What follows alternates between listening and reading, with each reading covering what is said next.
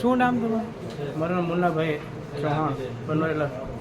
મુન્નાભાઈ, શું બનાવ બન્યો? બનાવ્યું તો મારે બાજુમાં એક ભાઈ રહે છે ઉમેશભાઈ કરીને, એને એક હનુમાનજીનું મંદિર બનાવું છું. એમાં એ ભાઈ એમ કહે છે કે માતાપુર રોજ કરે છે. તો આજે 2 જણાને છોકરો ને એનો ભત્રીજો આવ્યો હતો પહેલાં.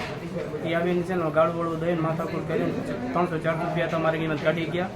પછી થોડીક વાર પછી 8-10 જણા આવ્યા. 8-10 જણા પછી મારા દીકરાને મને દુકાનમાં માર્યું, પથ્થર ને પાઇપ તે ધોકાથી. કેટલા જણા હતા?